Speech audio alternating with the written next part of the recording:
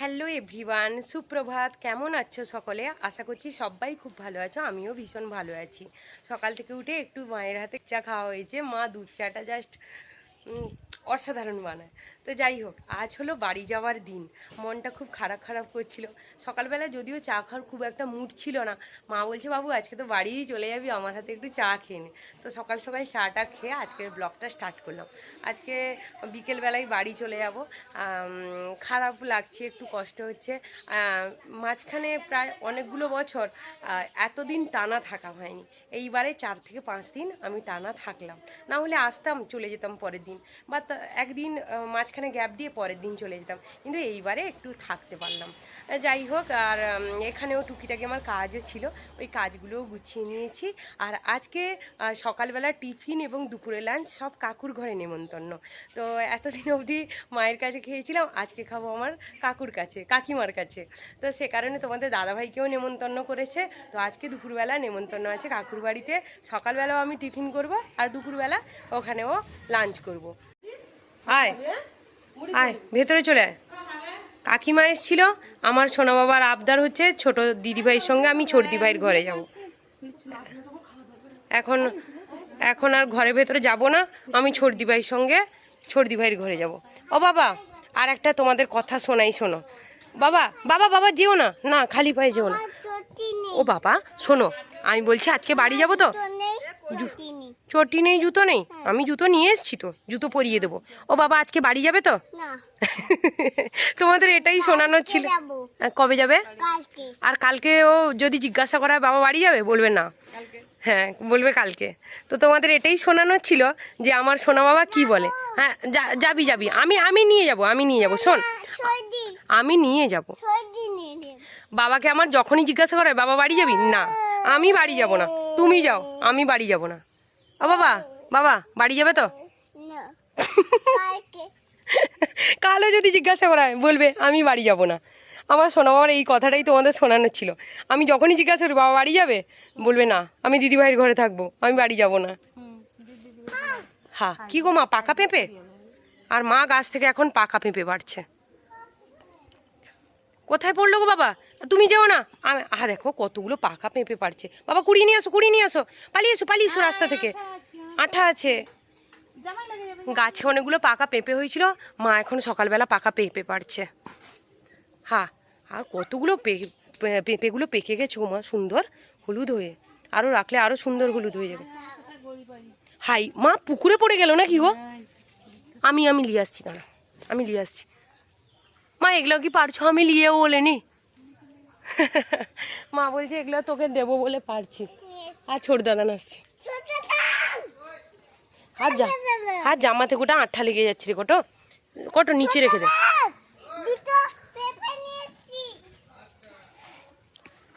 হ্যাঁ হ্যাঁ হ্যাঁ, যাস না রে, যাস না রে, আস্তে আস্তে আস্তে। ও চলে গেল, ও কাকিমার ঘরেই চলে গেল। ওই যে ওর ছোটদি ভাইয়ের ঘরে এখন চলে গেল। আস্তে আস্তে যা। আর মা পেঁপে পাড়ছে, আমি এখন কুড়িয়ে কুড়িয়ে জড়ো করে রাখছি।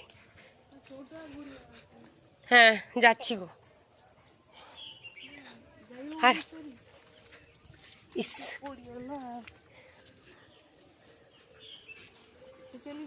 হ্যাঁ সে চলে গেছে। সব পেঁপেগুলো পেকে এসছে। আর বেশি দিন গাছে রেখে পাকালে কি অসুবিধে হচ্ছে জানো তো, পাখি এসে খেয়ে যাচ্ছে। তো সেই জন্য বেশি দিন গাছেও রাখা যাচ্ছে না, পাখি এসেই খেয়ে চলে যাচ্ছে। তাই একটু পাকা পাকা দেখলেই পেড়ে নেওয়া হয়। আর বাড়িতে রাখলে ভালোভাবেই পেকে যায়, 2-4 দিন পর সুন্দরভাবে খাওয়া যাবে। চলে এলাম কাকিমার বাড়িতে। আর কাকিমার বাড়িতে এখন খাওয়া দাওয়া হবে। আমার আসতে একটু লেট হয়ে গেল, তো এখানে তৈরি হয়ে গেছে মশলা মুড়ি। আজকে সকালে ব্রেকফাস্টে খাবো মশলা মুড়ি। আর আমার সোনা বাবাকে দেখো, মানে ওর তো মজাই আলাদা। এখানে এলে চকলেট, আইসক্রিম, এগুলো কোনো কিছু বাদই যায় না। আর কি বলবো, যখনই বলে তখনই সবাই এনে দিচ্ছে, ওর মজাই মজা। কিন্তু এগুলো যে বেশি খাওয়াটা ভালো না, সেটা আর জানছে না। বাবা কি খাচ্ছ? চকলেট? সারাদিনই চকলেট খেতে পারি। কি চকলেট এটা? কি চকলেট? হ্যাঁ জেমস, বাবা। আর ভেতরে এখন ভাইও খাচ্ছে, মানে কাকুর ছেলে, বড় ভাই আমার, সেও খাচ্ছে, উঠে গেল এক্ষুনি। এবার আমিও খেতে বসবো। হ্যাঁ, মুড়ির মধ্যে অনেক কিছু পড়েছে, আলু ভাজা, তারপর কুলেখাড়া শাকের বড়া, অনেক কিছু চানাচুর টানাচুর দিয়ে মুড়িটা মাখানো হয়েছে। একটু টেস্ট করি, দারুণ হয়েছে দেখে তো মনে হচ্ছে।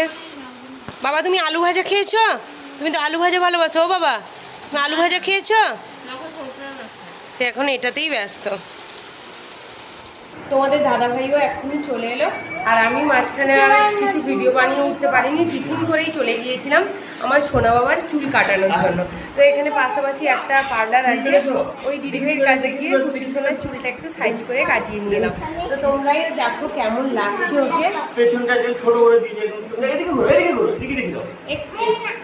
আচ্ছা এদিক দিয়ে ঘুরো, এদিক দিয়ে ঘুরো, তুমি ঘুরে ঘুরে দেখো। এদিক দিয়ে ঘুরো, এই যে পেছনটা একটু ছোট করে দিয়েছি, ক্লিয়ার করা আছে। এদিকে এদিকে এদিকে, এই দেখুন একদম ছোট করে দিয়েছি এদিকটা। ও মাথাটা সোজা করো, মাথাটা সোজা করো।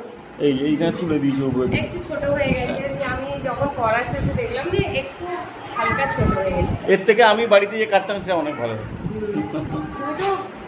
যেখানে সেখানে উঁচু নিচু হয়ে যেত, কেমন কেমন কাজ। সেখানে চলে গেছে, সেখানে তার চর্দি ভাইয়ের কাছে চলে গেছে, ফ্রিজ খুলে এবার মাজা, তারপর চকলেট তার জন্য আনা থাকে, সেইগুলো সব দেবে।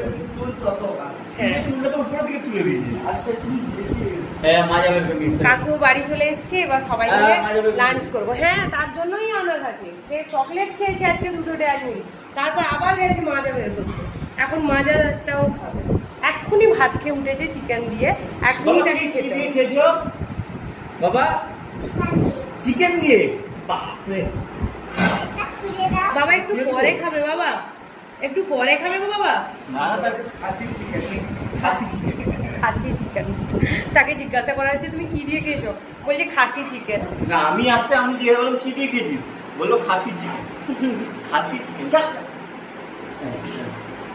তো এবার আমরা বসবো লাঞ্চ করতে। বসছি এবার খেতে, পুরো থালা পুরো সাজানো আছে এখানে। আলু ভাজা, ঢেঁড়স, এটা কি ভাজা, কাঁকরোল ভাজা, স্যালাড আছে, পাবদা মাছের ঝাল, আর এটা হচ্ছে পোস্ত আর চিকেন। তো এই দিয়ে হবে আমাদের খাওয়া দাওয়া। তুমি পোস্ত খেতে ভালোবাসো, আমার মাও পোস্ত বানায়, কাকিমাও তুমি প্রত্যেকবার এলে পোস্ত বানায়। তোমাদের দাদাভাইকে নেমন্তন্ন করা মানে আমার মা কাকিমা পোস্তটা বানাবেই। এই সহযোগে চলছে আমাদের লাঞ্চ। আমাদের বলতে আমি বসছি আর আমার এই ছোট না, একটু বড়, হ্যাঁ বড় ছেলে বসছে।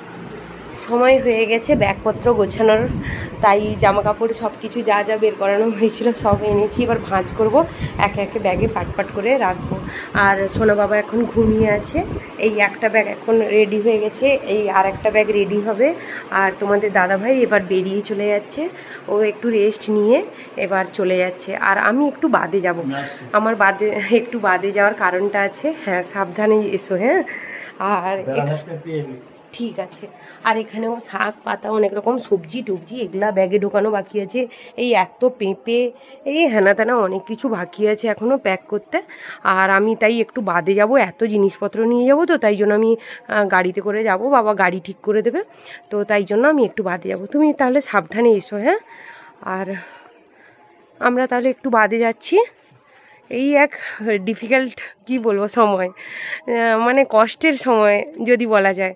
কারণ এলাম জামা কাপড় বের করে এতদিন থাকলাম, মজা করলাম, আনন্দ করলাম, আবার সব প্যাক করে আবার চলে যেতে হবে। এই একটা কষ্টের সময়। সব থেকে তো কষ্ট পাবে তোমার ছেলে, জানো, তোমার ছেলে বলেছে বাড়িই যাবে না। তাকে যতবারই জিজ্ঞাসা করে বাবা বাড়ি যাবে, বলে না আমি বাড়ি যাব না। আজকে বাড়ি চলে যাব বলে মা কাকিমা মিলে আমার জন্য রেডি করছে সরু চাকলি পিঠে। তো তোমরা এই পিঠেটাকে কি নামে জানো সেটা একটু জানাবে।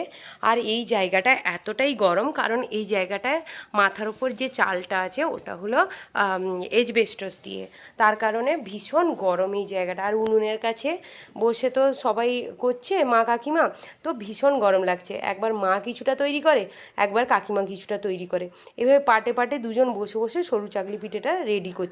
তোমরা এই পিঠেটা কি নামে চেনো বা কি বলো আমাকে কিন্তু একবার কমেন্ট করে জানিও যে এই পিঠেটাকে তোমরা কি বলে বলো।